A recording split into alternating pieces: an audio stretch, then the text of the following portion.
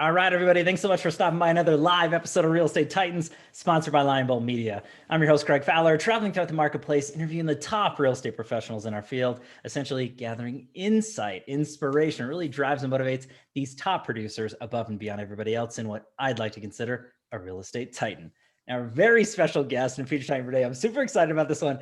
Phil, you have no idea. I mean, I've just been waiting such a long time. I'm a huge fan of yours, but none other than Phil Treadwell from Dallas, Texas. Phil, it's an honor and a pleasure, my friend. Thank you so much for taking the time. Greg, the honor's mine. You have an incredible podcast and following, and you put out some great content. You're definitely setting the standard. And I can tell you've done this a time or two before because that was very professionally delivered coming from a fellow podcaster, I can say. Props. Oh, gosh. Hey, I appreciate it. Hey, this is not your first rodeo either, my friend, but this episode live right now is episode 228. So yeah, we've been rolling for about 3 years, just over. So Phil, but I want it to be very specific into everybody out there getting to know you deeper as a man, as a professional. And again, I just want to share you with the world, and anybody that doesn't know this man, you're welcome in advance. You can thank me later, but Phil, I guess let's just dive into the series of questions, really kind of getting to know you that way. So let's start with the first one, which is really telling everybody just a little bit about yourself, who you are, where you're from, where you've gone in your career and your path to brought you to today. Yeah, I'll try to keep it to a short story. I've packed a lot in my almost 40 years. Was originally born in Missouri. I'm a product of a builder and a teacher. So I'm kind of this entrepreneurship meets academia, if you will. Had to do good in school and get good grades, but I always had these little side businesses going on. When I graduated high school, went to Arkansas. I went to the University of Arkansas. Go Hogs. We just, we're destroying everybody in baseball right now. No, it's not like the big sports, but Razorbacks are killing it right now. Just won the SEC championship. Always kind of had a knack for numbers, and always knew I wanted to do something finance related. And I actually thought I was going to take over my dad's construction company. He's a custom builder. Wow. And he said, I'd love nothing more than for you to take over my company, but you need to think long and hard before you want to do this for the next 40 years, because you don't remember, the late 70s, early 80s, whenever rates were terrible and building was just non-existent. And he said, I at least want you to look and see what else is out there. So I answered a newspaper ad that was looking for someone with sales and management experience, of which I had both. And it was a mortgage company. And that was about 17 years ago.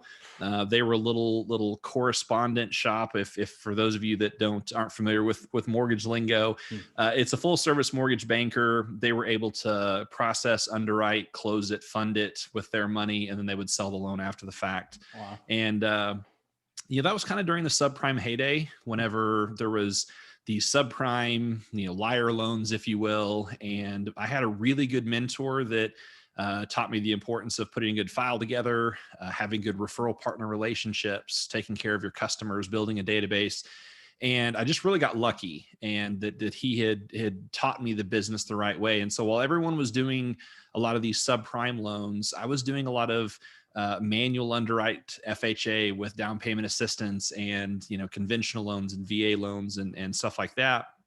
So while I did dabble in a few of the subprime stuff, it was never really what we focused on. That just wasn't the way the company was set up. So worked there for several years, learned a lot, decided to go out on my own, and ended up on the broker side of the business. I opened up my own little branch, little net branch, which is kind of like a franchise. Did that and decided to open up my own company. And this was now 2006. And hindsight's 2020, wasn't exactly the best time to be opening up a mortgage company and on the upside of the financial crisis. But I did that for a couple of years fairly successfully, and then sold my company to Wells Fargo, which was the largest lender in the country at the time. I think one of every 3 mortgages in the country were going through one of their divisions. Wow. And that was essentially how they were recruiting. It was recruit by acquisition, and they paid me enough to close my company down and go to work for them. Was a top producer for them in a several state region, did a brief stint in Colorado. And then when I moved back to Northwest Arkansas, Southwest Missouri, North Texas, those are kind of my regions, if you will. The world was different. And, as I kind of got back into some of the smaller company side of the business and left Wells Fargo, I realized very quickly that, people were starting to do content online. excuse me. And I realized that if I was trying to do business, whether I was recruiting people for my branches or if I was trying to get business in markets where people didn't already know who I was, and my company at the time didn't have a lot of name recognition, my effectiveness went way down. And at the Wow. time, we Googled people, right? Who Yeah. is this person? I don't know. Let's Google them. So I decided I need to give people something to Google. I need to give them something to look at. So started doing some content marketing through like blogs and Wow. trying to get guests featured on articles and anything that would get enough traction. Not that I was trying to play the AdWords, AdSense, game. Right. I just wanted to give people organic stuff. Here's, if you Google me, what you're going to see. Excuse me. So did that for a little while. And then all of a sudden there's this crazy guy screaming on social media named Gary Vaynerchuk, Gary V as we know and adore him by. For sure. And he starts talking about social media and that it's underpriced attention. And this is where you need to go. And I realized very quickly at that time, my audience was mortgage professionals. The old formula of marketing is who's your audience, what value or message, and then what's your medium. My audience was other mortgage professionals. The value that I wanted to give that was helping them build their business. That was the messaging. And I decided the podcasting would be the medium that I would choose, mainly because as busy professionals, I didn't watch a lot of long form video necessarily. Sure. So I thought to myself, this is a great opportunity to, to be able to see people that, excuse me, great opportunity to put out content that they could, whether in the car, whether at the gym, while they're doing all these different things. And so I started a podcast, and really what I was trying to do was put out content that they could help them build their business. And I really started even before the podcast doing a mortgage marketing tip of the day on an Instagram page. Wow. And the page kind of exploded, was trying to feed this Instagram page. And the podcast was really a happy accident of, I need content to push into this page and the tips and all these things, if you will.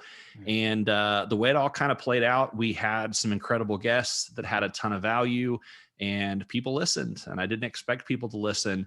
And so through that, it's created a lot of, opportunities within. Now we've got a podcast actually today, ironically enough, today is 3 years ago when we launched our podcast. Wow. And we've done about 120 episodes, so not quite one a week. And it's opened up doors with companies and relationships with a lot of people in and out of the industry. Had some really cool guests on, and just really passionate about moving our industry forward to a more modern and relevant era. A lot's happened in the past few years in a positive, and people like you and others that are creating great content are trying to keep moving that ball down the proverbial field, if you will, and really help people in our industry become, again, more modern and relevant and build big businesses. Gosh, Phil, I mean, okay, so I want to backtrack just a little bit, and I love the fact that you're laying the foundation for the story, right? How you were brought up and your family and the decisions that you made and how you've kind of become the man that you are today. And we haven't even gotten deep into it yet, but I'm super thrilled with the fact that you're really a true practitioner in every aspect of your life and your business, from the mortgage side to really understanding podcasting and marketing and really how to expose and diving deep. And there's people who are constantly educating themselves, but don't take the action. You're taking action, and you're really setting that bar and those expectations really high, which is why it's a thrill and an honor for me to have you on the show here. Kindred spirits that way. And you've had incredible people on the show. And just for anybody out there, we'll have links in the comments down below, but I would encourage every single person who's watching or listening, please subscribe to this man's podcast, which is Mortgage Marketing Expert. And I can't stress enough just the amount of content that's inside there. And so, Phil, for anybody who hasn't heard your podcast yet, could you give just a little bit of, I guess, what's the meaning behind it, or what are the expectations for somebody to subscribe and really tune in to the show? I'd really love to hear that. Yeah, and I appreciate that's a great question. We called the podcast Mortgage Marketing Expert, not because I was calling myself the expert, but had other experts that we were bringing on. Mhm. And I actually called it that because I owned the website domain. I have a tendency to buy some random website domains. And I'm like, we're starting this Instagram page. We're probably going to start a podcast. What's a good name for it? Mortgage Marketing Expert sounded pretty good at the time. Mm. And again, we didn't really know what we were doing. We just knew we wanted to add value. Our heart was in the right place. Sure. And so what the entire podcast is built on, our mission is to help people build their business and to do marketing better. And we want to help people build more effective and efficient businesses. And I have a concept called the 3 E's. That's effort, effectiveness, and efficiency. Mm. Effort's what we do, right? It's the work that we put in. It's all the things on our calendar, all the activity that we do throughout the day. The second part is effective. Of all of that effort, what are we doing that's actually getting results? What are we actually effective at? What's getting us a win? Well, the way you create efficiency is to clear everything else off your calendar and just stack your day with the things that you're effective at, which creates that efficiency. Wow. And so what we want to do is we want to provide tips, firsthand knowledge and experience and advice from people that have built a business that people want to hear from. What did they do? How did they learn? Well, how did they get in the industry? What are things that they focus on a daily, weekly, monthly basis? I love that. And again, I think it's just constantly shedding light to anybody out there who's hungry or thirsty for just more information, but from true practitioners, from people who have really been there, done that, bought the t-shirt. And I love that, Phil. And again, I would encourage everybody to go subscribe and really tune into that, because the list is incredible, the people that you've had on there. But I want to give a fellow podcast host a big shout out there, because as important as the guests are that Phil spends time with and really shares their story and knowledge, Phil, you're a wealth of knowledge yourself. And that's what's so incredible about not every podcast is created equal. And unfortunately, not every host is.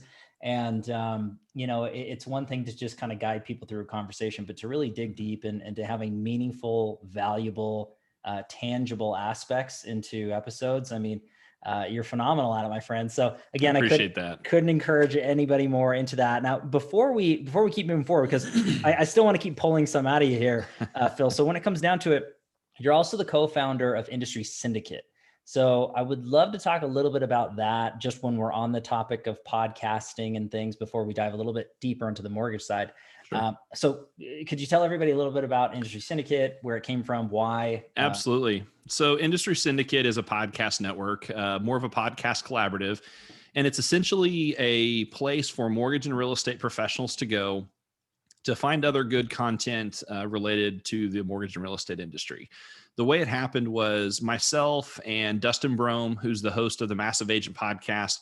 There was a couple of us that were having a conversation, and when we were at conferences or, just through social media, people would ask, which I'm sure you get all the time, where can I find other podcasts like yours? Where can I find other good content? Like, there's so many out there. How do I know what to invest 20, 30, 45 minutes, an hour in? And we thought, hey, let's put a collaborative together. Let's put a network together and find other really good shows within the industry and showcase them and just show people where to go. And so the Industry Syndicate was formed. We've kept it just a very loose collaborative of people that are passionate about our industry, stuff that we knew was modern and relevant content. If they're saying the way to get more listings is just knock more doors. Not that that's not a great tip, but we all kind of know that, hey, cold calling is an effective means to a certain degree. Sure. But we wanted people to pay attention to what was happening in the market as markets change, as they do. And as we've seen, has drastically happened over the last 18 months. And I'm sure we may get into it a little bit. Oh, yeah. We wanted to make sure that it was, again, I keep using this word, relevant, that it mattered at the time. And so that was kind of the key importance. And Dustin has been a big influence in my podcasting journey and even in my business. Wow. And anybody that follows us on social, we like to take shots at each other. It's all in good fun. I have mad respect for Dustin and what he's done. His podcast is also, I want to say 3.5 years. And he is podcasted and put an episode out every single week consistently for 160 or 170 weeks, much like yourself. You guys are just machines as far as how consistent you are in putting these episodes out. I, on the other hand, have not, right? We do batches of episodes and then we put some out and we don't, but it's really about finding other people that you can collaborate with. And I think that's really the underlying message that I want people to hear is whether it's podcasting, whether it's real estate, mortgage, it doesn't matter. The way to learn is to get around other people, right? Jim Rohn says we're the average of the 5 people we spend the most time with. Or Right. if you want to hit really close to home, your income is the average of the 5 people that you spend the most time with. And that was a lesson that I learned early on in life, not even business related. And people can see this that are watching live or watching the video. I have a couple of guitars behind me. And when I was 15, I started playing a guitar. My dad had one in the closet. He, I think, picked at it a little bit. And I pulled it out, started playing it, and went and bought one with, some money that I had saved up. And I had 2 or 3 other friends that were learning to play right around the same time. So what we would do is throughout the week, we'd all go learn different kinds of songs. And each of us were kind of assigned a genre of, you can do classic rock and you go do hard rock and you go do country and you go do, whatever. And then on the weekend we get together and we teach each other, and we realized we could learn 3 or 4 times as fast. Well, what I didn't understand at 15, 16 years old, excuse me, that's the very definition of masterminding. That's exactly what masterminding is about, is you go learn and try and fail and succeed. And I'm going to go learn and try and fail and succeed. And then we're going to get together and we're going to teach each other what we know. And on my website, I have something, because I'm huge in mentorship. I'm huge in coaching. Every success I've had in business, either small or large, has been a direct result of a coach or mentor taking their experience and imparting it to me in wisdom.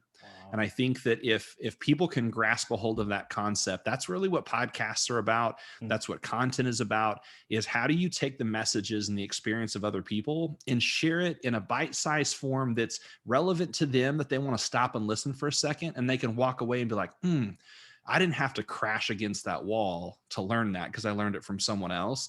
Right. And that is, in short, the secret to everything I've ever done professionally and probably even personally is on my podcast. I invited the best of the best in our industry to share. I wasn't monetizing it. I'm still not monetizing it. I don't ask for anything from them other than let me showcase you on this platform. I want to offer content to our industry to help build our industry in the right direction. But what happens? I get 30 or 45 minutes of their time to ask them any question that I want. Out of 120 some odd episodes and hundreds of hours of content, I've been able to learn. I've been able to pick up a few things along the way. And frankly, that's really the mindset I went into. Even if nobody listens, these people are charging thousands of dollars a month for what they do in coaching or their content. Yeah. And I get them for a half hour, 45 minutes for free. And I can ask anything like I found a hack here, guys. Like, this is incredible. And so if 100%. People really grasped that and stopped worrying so much about how much we're paying for leads, or why is my cost per lead so high, and focused on those 3 E's: effort, effectiveness, and efficiency. And not just those metrics that you think matter. There may be some metrics of that journey that we all take between our ears that maybe it's not what we're writing, it's how we're writing it. Maybe we need to change the context of it a little bit. Maybe we need to stop letting people read between the lines rather, and see that we're only wanting them to fill out our form because we want leads. Like, go out with a heart to help people, go out to learn, go out to share, and things just kind of happen. It's really not any more complicated than that in my mind.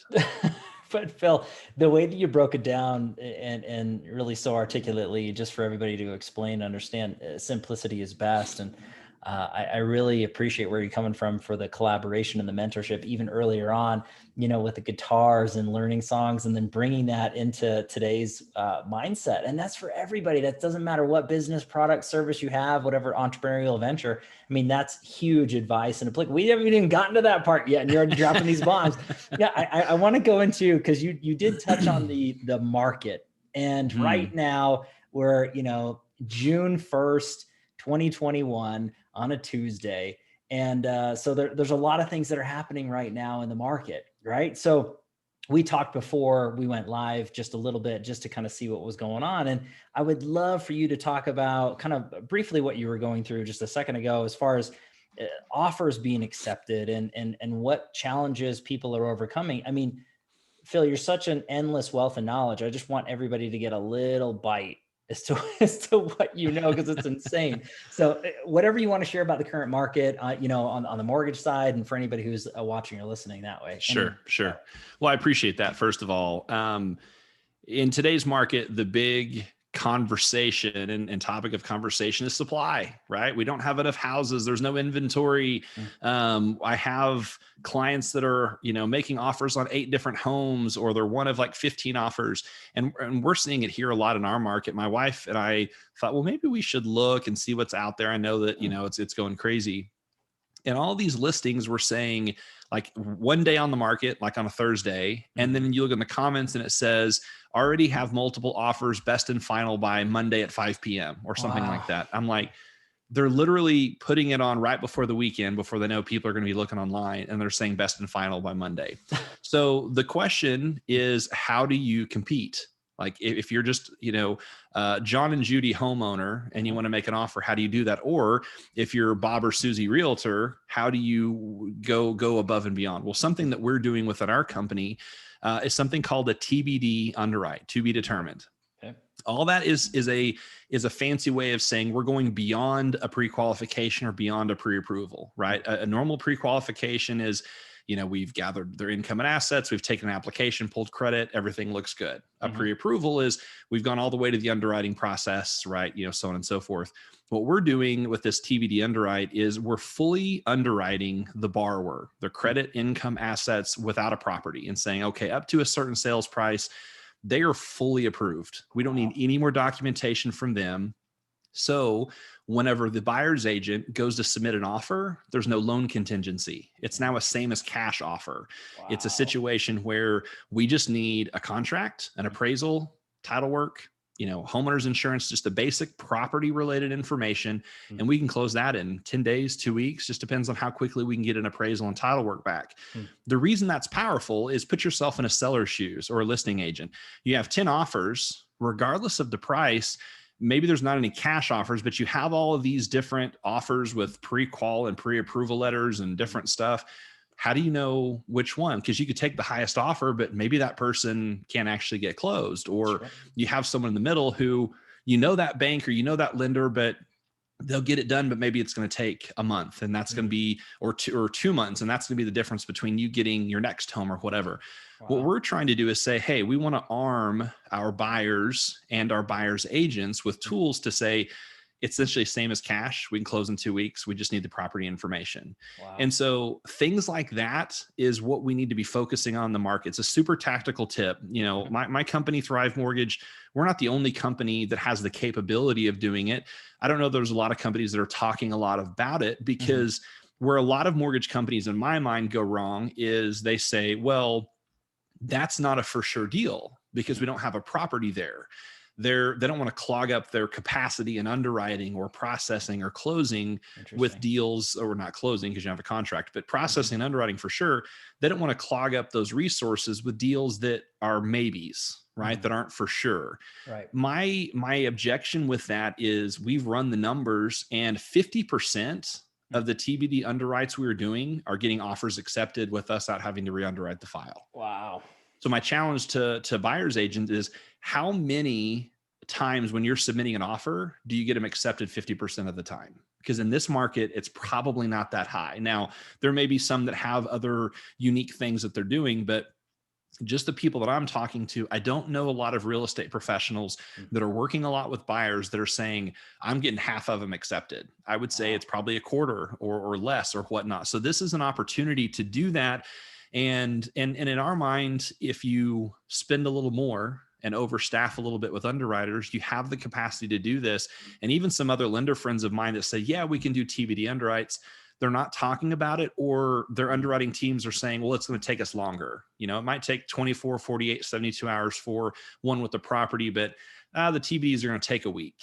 Hmm. Well, if someone wants to make an offer, they're like, no, I don't want to wait for a full underwrite. Give me just the normal pre-qualification letter or whatever.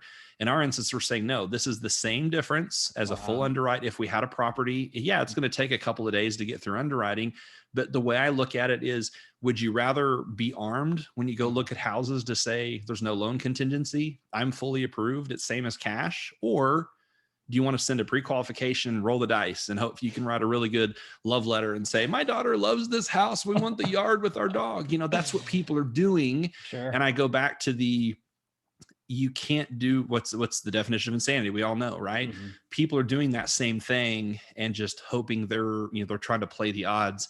And so that's something tactical that I think we just need to pay attention to, is how else can we differentiate ourselves? And we could have an entire conversation about content and differentiating ourselves. And, we're going to be doing the virtual handshake conference here coming up pretty soon. That's right. To really answer that question. How do you stand out in a crowd where there's so much stuff? It's the same concept. We're just applying it in a different way.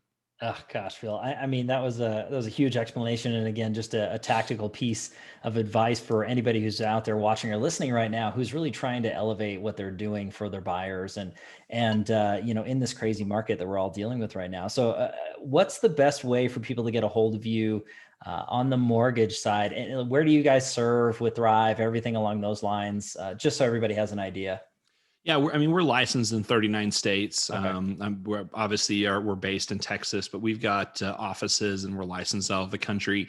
The predominant places that we're not licensed, excuse me, is the far north, like the Dakotas, and then the Northeast. Pretty much everything else, the West Coast, East, Southeast, middle part of the country, where we pretty much cover. As far as getting a hold of me, I'm pretty easy to find. Across social media is just at Phil Treadwell. Pick one, send me a message. I'm almost for sure monitoring it. So, Phil, I love it. And again, I'm gonna have links in the comments down below, as always, for everything that we covered. But Phil, before we wrap this whole thing up, my friend, I got to ask you one more question. And this is on the tactical side. I know you've dropped a ton of information, tactical tools and takeaways to apply to business right off the bat. But I really, really want everybody to kind of have a full scope and understanding. I know you shedded light, and to me, the mastermind and the group scenario and learning from others is very, very important. But if you could look back at your career thus far, 17 plus years, 16 plus years, and pick or choose one or two things that you added or implemented into your business that you really saw growth, you saw the needle move. What advice would you give anybody out there, whether they're new or seasoned, and it doesn't matter what industry they're in? What would you say to anybody out there for advice? Man, that's tough. My answer to this question isn't going to be as measurable as people would like. One of them, I'll start broad and then get more granular, is just education. Mm-hmm. Every time I've leaned in to a season of my career or life where I'm really focusing on learning and educating myself, cool things happen. Wow. So behind you, you have a whole shelf of books. If I turned my camera, we have a lot of the books. Like I can even see the ends of the books because I look at them all the time. I even know what they are. We read a lot of the same ones. Good man. I don't care. And I get this a lot from guys and then sometimes from ladies. Sure. I don't really like to read. I don't care. Read them anyway. Right. Get Audible. Is your business important enough to you? Is your family's future important enough to you? Right, Greg, you're a nice guy. I'm gonna be some tough love to your audience here. Yeah. You don't have to like something to go and do it because it matters. Mm-hmm. And there's something about pages of words that we consume in our brain, right? I'm a podcaster, so I'm very about audio. I do consume books on Audible. However, open up a book and read it. Read what? 5 pages a day, 10 pages a day. I don't even care. Something happens biologically, and I'm not a rocket surgeon. People like Rene Rodriguez, Rene Rodriguez, go follow his stuff, Amplify. The guy understands the mind. He understands communication. He's a mentor of mine and has been a huge influence in my life. He can tell you the science behind why what I'm saying is true. But any time that I've leaned in and really focused on taking a little bit of time every day, spending time throughout the week and reading and learning, and that includes some other things, I'll have an idea that comes from a book and Google or listen to some podcast. All that's great. Yeah. But that's probably number one. It's And then huge. number two is, I would say, be diligent about your calendar. And we could go as far as to say, something I do with my coaching clients is go ahead and write down for a week every single thing that you do, time track. And it can be during business hours. I would recommend you do it from when you wake up to when you go to bed. Do it for 1 week. Yeah. And take a look at it. Like do half hour, maybe 15-minute increments, but at least the half hour, so you can see where you're spending your time every single day, just for 5 business days, Monday through Friday. And then I want you to take either highlighters, or you can do it on a spreadsheet and fill them. Do red light, yellow light, green light. It's going to go back to these 3 E's that I was talking about. Okay. Red light, things that you shouldn't have been doing during your productive time, or shouldn't have been doing it at all. Like, there's absolutely no reason for it to have been done. You literally wasted that time and you can never get it back. Right. Okay. Yellow is going to be things that were good to have done, but you didn't need to do it. Right? You should have either delegated that to someone.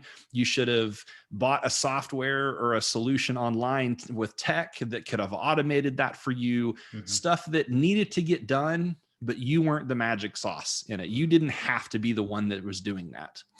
And then the last one's green. Those are things that are income producing, that needed to get done. You had to be the one that do it. It gave you and your business lift. That was productive, right? We talk about busy versus productive. Those are productive things, and put green. And I challenge anybody to do that, because if you really look at how much green is on our calendar from when we wake up to when we go to bed 5 days a week, we will be shocked about how much time we either waste or we're doing things that we didn't have to be doing. And so if you are very diligent about your time and you are very focused on what is productive, what is giving you your lift, what happens is you actually give yourself time back. You're able to just stop for a minute, focus on the things that are important. Guys, I'm passionate about mortgage and real estate, but this is not my passion in life, right? I'm passionate about it because it affords me the opportunity in income and resources and relationships to go focus on the things that my wife and I are passionate about, whether it's our family, whether it's giving, whether it's hobbies. Guys, if you're passionate during the day, you have all the time in the world to focus on a passion. And I'll kind of put a bow on it with this. A mentor told me that true freedom is having time and money, because if you look, people that have a lot of one typically don't have a lot of another. So that's always been the big challenge, is how do you have both? How do you have the lifestyle that you want, but you're still around enough to enjoy it? That goes on learning and educating yourself so that you can be more effective and efficient. And the other piece of it is you've got to be just meticulous and just unwavering about your calendar and how you spend your time. And anytime I really lean in and focus on those things, really cool things happen. So I want to dissect that just for a little bit before we finish everything up. But the first part, and education, and you said going kind of broad into that, I thought that you were very specific in a way. I mean, there's no excuses. What I took away, there's no excuses. At the end of the day, we should all be learning and growing every single day, being a better version of ourselves than we were the last. And I don't like to read is such a poor excuse. And to anybody who says that or feels that, no offense, but it's ridiculous. Yeah. And I think that there's so many different ways, from YouTube to different aspects of, Spotify and audio. If you don't like physical books, you can go to conferences, masterminds, you can have conversations with mentors, right? There's so many different ways to learn. There's not one set way, but you should be learning and doing that every day from people who know what they're doing. And there's a lot of misguided individuals out there learning from people who really have no clue, which is a problem in and of itself. But I love the fact that you start with education, but then you implement that. And by learning what you've learned through a mentor, as you discussed, breaking down 7 days and really looking at every hour, half hour, 15 minutes, and then the red light, yellow light, green light. I've done that in the past, without the red light, yellow light, green light, but it is eye-opening if you are honest with yourself and you document 7 days, every hour or half hour of what you were actually doing. It blew my mind. I thought I was very productive and very, detailed. And I'm telling you, I was blowing a bunch of time. I just was. But you can't see what you don't look for. And I think that's a big issue that people have. I love that. It is. Well, I'll tell you this, we talk about self-awareness, Mhm. right? That's a big topic buzzword. The first person I really ever heard say it a lot was Gary Vee a few years ago, self-awareness, self-awareness. And I think that's important. But years ago, I had a mentor that talked about self-awareness before that was really kind of a term. And what he said is the 11th commandment is that thou shalt not fooleth thyselfeth. Wow. Don't lie to yourself, right? So that's about being self-aware. In this, we lie to ourselves about what we do all day. I still do it, and I'm probably more in tune to what I do. I have a huge part of what my assistant does is help me manage my calendar with appointments and making sure that I've got breaks and what all the stuff I need to do. I have a really good grasp on what I do day in, day out, and I still blow so much time. That's why this is something that's top of mind for me, because I've got some goals and some KPIs that I really want to focus on. And I feel like I'm losing some time. Like I'm like, I sat here and I'm like, I really should like either be reading a book or doing something right now, you know? And so I want to make sure that I say this plain to people. It's okay to not be doing what you're supposed to, but don't trick yourself into thinking that you are, right? Don't be overcritical. Like, oh, I'm terrible. I'm a piece of whatever, you know, don't be that. Just know, like knowing and taking that illusion away is half the battle. Beautiful, beautiful words, my friend. Wise words. I mean, Phil, we're literally just scratching the surface of your brilliance, and that there's no exaggeration into the word there, just absolute brilliant. And again, I just can't encourage anybody and everybody out there who's watching or listening to this to please subscribe, please follow, please listen to this man. He is an absolute wealth of knowledge, a true practitioner and professional. But Phil, it's been just a pleasure, man. I mean, every single time I get to talk to you, I just learn so much. I grow so much. It's just like we're old friends, and we are old friends now. We've hung out enough and we've collaborated enough, and I appreciate the words. You know, what you do inspires me. I mean, you learn, you grow. You're a consummate professional, and I do want to say the little plug. The reason that people need to come and subscribe to my podcast is because the episode that we've already pre-recorded, where you're on my podcast, comes out next week. So I don't want it to be self-serving to come subscribe. They need to come subscribe so they can hear you on my podcast next week. Oh, Phil, you're the best. Everybody, yeah, it was an honor to share time with you on your show, and again, just the amount of knowledge and just making things so peaceful and smooth, and just bringing things out of people. You're a pro, and I know that just like everybody who's watching this now, hopefully you get some good stuff out of that episode when I'm on Phil's. But yeah, we'll have links in the comments down below for sure. Everybody can subscribe, follow. But Phil, I'll see you next week on the 8th and 9th for you know, that big event that we're putting on, which is super excited going on to there. But I just want to thank everybody out there, as always, for your time and attention, your love and support. If you like what you're doing with Real Estate Titans, don't forget to like and subscribe. I do want to give Phil a very special dubbing. You're dubbed an official real estate titan, my friend. Yes. That is a badge of honor that no one can ever take away from you. Yours for life. No plaque or trophy, I always say. It's going into my bio, baby. That's it. An official real estate titan. Always, always. But yes, thanks again, Phil. Appreciate you. And everybody, I got to give our sponsor a quick shout out, Lionbolt Media. If you are in real estate, you're looking to grow and scale your business on the digital end, there's a free mini course, lionboltmedia.com. Just click on the tab. You'll be able to view it from there. We are live every Tuesday afternoon of Real Estate Titans, a different Titan, a different location. We'll catch everybody in the next live episode of Real Estate Titans. Take care. Thanks, Phil. Appreciate you, man.